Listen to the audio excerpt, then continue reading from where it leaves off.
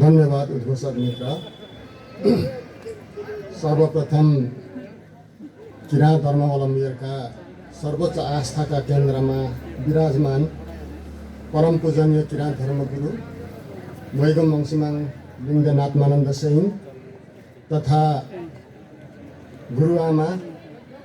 मैगम मङसिमाङ साम्बा पवित्र हाङमा लिङ्गनज्यूहरूमा कोटी कोटी सेवा ढोक साष्टाङ्ग दण्डवत चढाउँदछु। आजको यो भव्य ऐतिहासिक महान कार्यक्रमलाई अध्यक्षता गरिरहनुभएका महागुरु खालबन्द प्रतिष्ठानका अध्यक्ष तथा यस कार्यक्रमका संयोजक अध्यक्षज्यू, आजको यो कार्यक्रमका विशेष मुख्य आकर्षक नेपाल प्रज्ञा प्रतिष्ठानका उपकुलपति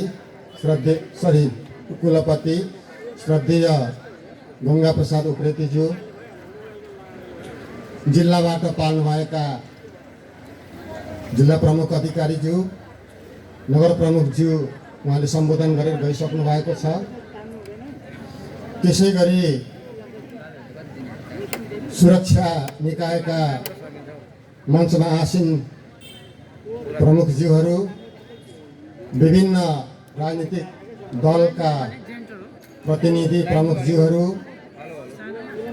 वेद वेदाङ्ग पाठशालाका आदरणीय गुरुज्यूहरू र पत्रकार मित्रहरू, साथै यस कार्यक्रमलाई भव्यताका साथ सम्पन्न गर्नको निमित्त पाल्नुभएका र यो कार्यक्रमलाई अझ शोभनीय बनाउन पाल्नुभएका गुरु परिवार र सम्पूर्ण श्रद्धालु भक्तजन मित्रहरू, वास्तवमा यो संसारमा बेला बेलामा विभिन्न धर्म सम्प्रदाय समुदाय जातिहरूमा बेला बेलामा सिद्धात्मा ज्ञानात्मा महात्मा युग पुरुष सन्त महापुरुषहरूको जन्म भइरहन्छ। यसको उदाहरण भनेको हिन्दू धर्मका रामकृष्ण, बुद्ध धर्मका महात्मा गौतम बुद्ध, इस्लामका पैगम्बर मोहम्मद, इसाईका जेसस क्राइस्ट, जस्तै गुरु नानक, ऋषभदेव आदिलाई लिन सकिन्छ। उहाँहरू वास्तवमा परमात्माका दूत र परमात्माका अंश हुन् र विश्वका मानव जातिलाई परमात्माको ज्ञान र सन्देशलाई प्रवाह गर्नको निमित्त पुलको काम गर्न आउने महात्माहरू हुन्। र त्यसैको सिलसिलामा हामी सत्य, अहिंसा, विश्व शान्ति र मानव एकताका संवाहकको रूपमा हामी नेपालका 16औं राष्ट्रिय विभूति महागुरु फालुनन्द जो किराँत कुलमा जन्मिनु भएको छ, हामी त्यसरी मान्दै आएका छौँ। र महात्मा सिद्धात्मा ज्ञानात्मा मोक्षदाता चेतनदाता मुक्तिदाता महागुरु फालुनन्दलाई हामीले उनै सिद्ध पुरुषहरू, महापुरुष, युग पुरुषहरू रामकृष्ण, बुद्ध, ऋषभदेव, जेसस क्राइस्ट, पैगम्बर महतकै समकक्षमा हामी उहाँलाई पुज्दछौँ। र किराँत कुलमा अहिले भन्नै पर्दाखेरि महागुरु फालुनन्दलाई सोदुगेन लेमुहाङ जलप्रलयकालीनको महापुरुष, त्यसपछि येहाङ कान्देनहाङ, त्यसपछि श्रीजङ्गहाङ, माबुहाङ पछाडि 6औं अवतार पुरुषको रूपमा हामी उहाँलाई मान्दछौँ। र धेरैले महागुरु फालुनन्दको जीवनीको बारेमा, उहाँको कहाँ जन्मिनुभयो, कहाँ ज्ञान प्राप्त गर्नुभयो भन्ने बारेमा थोरैलाई मात्र थाहा हुन सक्छ। त्यसो हुनाले र यस क्षेत्रमा किराँत धर्मावलम्बीहरू, विशेष गरेर सत्यहाङमा पन्थलाई अवलम्बन गर्ने व्यक्तिहरू, भक्तजनहरू कम भएको हुनाले म महागुरु फालुनन्दको छोटो जीवन परिचय पनि म दिन चाहन्छु कि महागुरु फालुनन्द कृष्ण सिद्धात्मा ज्ञानात्मा मुक्तिदाता चेतनदाता एक युग पुरुषको जन्म चाहिँ आजभन्दा धेरै पहिला विक्रम सम्वत 1942 साल कार्तिक 25 गतेको दिन साबिक इभाङ गाविस 5 नम्बर वडा चुक्चिनाम्बा डाँडागाउँ हालको मङसिबुङ 5 को इलाममा जन्मिनु भएको थियो र उहाँको पितालाई गगनबाज र माता हंसमतीको कोखबाट ज्योतिष नाम नरध्वज लिङ्गदेन र बाल्यकालको नाम फलाम सिंह र हाम्रो नेपाली समाजमा हाम्रो किराँती समाजमा बालक दीर्घायु रहोस् भनेर हामी फलामको चुरा कल्ली लगाइदिने गर्दछौँ। त्यो पनि ग्रहणको बेला कमाएको। त्यो उहाँको अगाडिका दिदी दाजुहरू धेरै मृत्युवरण गर्नु परेकोले यो बालक चाहिँ लामो आयु होस् है भन्ने हैसियतले जन्मने बित्तिकै ग्रहण लागेको बेला कमाएको फलामको चुरा कल्ली लगाइदिएकोले फलाम सिंह नाम राखियो र तिनै फलाम सिंह पछि गएर महागुरु फाल्गुनन्दको नामले प्रख्याति पाउनुभयो र उहाँले अरू भन्दा पनि उहाँको ज्ञान प्राप्तिको शैली छुट्टै किसिमको छ। उहाँले कुनै औपचारिक स्कुल, औपचारिक विद्यालय, कलेज, महाविश्वविद्यालय अध्ययन गर्नुभएको होइन। उहाँ 8 वर्षको उमेरमा साविक जितपुर 8 आजभोलि देउमै नगरपालिका पर्छ र त्यसभित्र बग्ने माई खोला माई भगवती भनेर भन्छौँ। माई भगवतीको किनारमा एउटा खत्रक्का खोल्सी छ र त्यो खत्रक्का खोल्सीको आसपासमा उहाँले चाहिँ 8 वर्षकै उमेरमा समाधि ज्ञान प्राप्त गर्नुभएको थियो। माई भगवतीको प्रत्यक्ष दर्शन आत्मसाक्षात्कार गरेर त्यही नै उहाँले के अरे ज्ञान प्राप्त गर्नुभएको थियो र उहाँको जीवनशैली एकदमै सहज किसिमको थियो। सामान्य परिवारमा जन्मिनुभएका सिद्ध पुरुष महागुरु फाल्गुनन्द मैगुमंसी फाल्गुनन्द आजीवन ब्रह्मचार्य व्रतमा रहनुभयो र उहाँ जहिल्यै पनि अहिले पनि यहाँहरू देख्नुहुन्छ एउटा महिलाको रूपमा हुनुहुन्छ र हाम्रो इष्टदेवी भनेर युमा अथवा राई जातिहरूले निसम्मङ र अरू अन्य जातिले महारानी यासोकिनी भनेर हामी भन्छौँ र उहाँ चाहिँ युमाको रूपमा, उहाँ एउटा नारीको रूपमा र आजीवन उहाँले चाहिँ नारीको वेशभूषामा उहाँहरू रहनुभयो र त्यस्तो गहनामा सुसज्जित र सानैदेखि शाकाहार र भोजन, त्यस्तै गरेर सादा जीवन, उच्च विचार र बेला बेलामा उहाँ चाहिँ उहाँको जीवनशैली चाहिँ के हो त भन्दाखेरि देश विदेशमा घुमिरहने, तिनै परमात्मा परमेश्वरको सन्देशलाई फैलाएर परमात्माबाट प्राप्त ज्ञानलाई सबैमा फैलाउनको निमित्त उहाँ घुमफिर गरिरहनुहुन्थ्यो र त्यसैले उहाँलाई एउटा धर्मोपदेशकको रूपमा अनि शिवाखाहुङताङमा हाम्रो मुन्दुमी भाषामा ज्ञानदाता,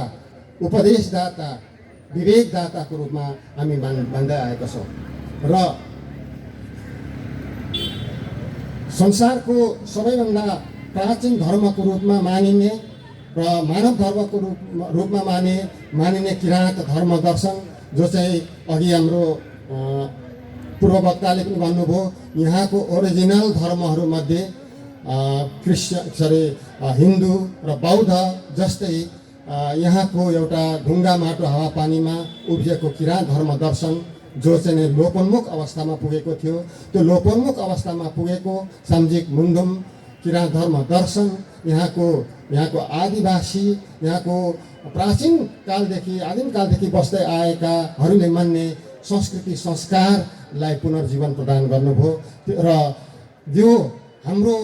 किराँती समुदायमा विशेष गरेर किराँती समुदायमा रहेका विकृति विसङ्गतिमूलक संस्कृति संस्कार जस्तो जीव हिंसा, हत्या, हिंसा, भोग बलिले चाहिँ ईश्वर मान्ने त्यस्तो किसिमको एउटा कुपरम्परा र कुप्रथाहरूलाई उहाँले चाहिँ सुधार गरेर उहाँले चाहिँ यो हाम्रो समुदायलाई सिङ्गो किराँती समुदाय मात्रै नभएर यो एउटा किराँत समुदाय भनेको प्रतिनिधिमूलक एउटा समुदाय हो र यो सिङ्गो नेपाली समाजले एउटा असल मार्गमा देखाउनु भयो, एउटा सुमार्गमा अगाडि बढाउनु भयो। त्यसो हुनाले हामीले उहाँलाई समाज सुधारकको रूपमा पनि भन्दछौँ र यही सिङ्गो नेपाली समाज, सिङ्गो किराँती समुदायलाई एउटा उच्चतम ज्ञान, एउटा उच्चतम आदर्श, उच्चतम एउटा सत्य कुरो, सद्व्यवहार र अत्यन्तै ज्ञानका खण्ड खण्डहरू चाहिँ हामी समक्ष परमात्माको उपदेशहरूलाई हामी समक्ष ल्याइदिनु भयो र नेपाली समाज र किराँत समाजलाई जो उकालो, जो समृद्ध र शान्तिपूर्ण र समृद्ध समाजको निर्माण गर्ने क्रममा उहाँ निरन्तर बढ्नुभयो र त्यसै अनुसार आज हाम्रो किराँत समाज, हाम्रो नेपाली समाज अगाडि बढिरहेको छ र त्यसै उहाँको यो योगदानलाई महत्त्वपूर्ण रूपमा ठान्दै कदर गर्दै यो विक्रम सम्वत 2066 साल मङ्सिर 16 गतेको दिन नेपाल सरकारले राष्ट्रिय विभूतिको रूपमा घोषणा गर्यो र राष्ट्रिय विभूति भनेको हाम्रो साझा सम्पत्ति हो र हामी सबै नेपालीहरूको सम्पत्ति हो र उहाँले दिनुभएको ज्ञान उहाँले दिनुको उपदेश हामी सबै नेपाली मात्रै नभएर किराँती मात्रै नभएर विश्व मानव समुदायको लागि त्यो एउटा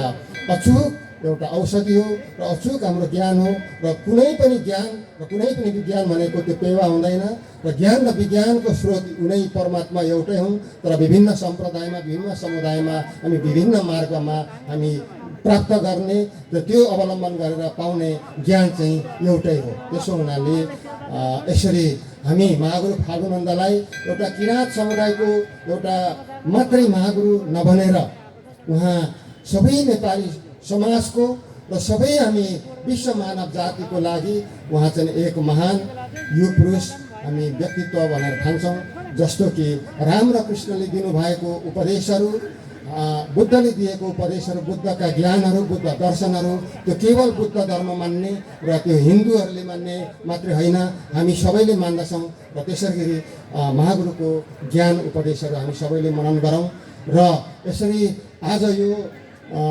मङ्सिर 26 गतेको दिन यस क्षेत्रमा विशेष गरेर इङनाम परिवार फालुनन्द प्रतिष्ठान र यहाँको समाजले महागुरु फालुनन्दको 16औं राष्ट्रिय विभूति मृगु मङ्सिमाङ फालुनन्द लिङ्गदेनको प्रतिमा निर्माण गरेर शालिग निर्माण गरेर र आज अनावरण गर्ने काम पूजनीय धर्मगुरु गुरुआमाज्यूको हस्तबाट अनावरण भएको छ। आज हाम्रा अतिथि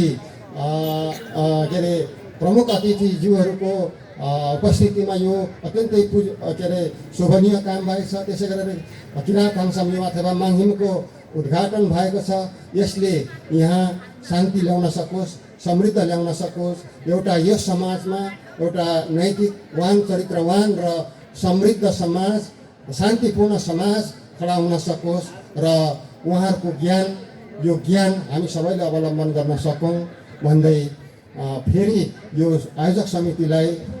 मेरो व्यक्तिगत तर्फबाट किराँत धर्मावलम्बीहरूको तर्फबाट म हार्दिक शुभकामना व्यक्त गर्दै समयको पाबन्दीलाई ध्यानमा राख्दै मेरो 2 शब्द टुङ्ग्याउँछु। धन्यवाद। आशीर्वाद। धन्यवाद छ 16औं राष्ट्रिय विभूति महागुरु फाल्गुनन्द लिङ्गदेनज्यूको पूर्णकतको शालिग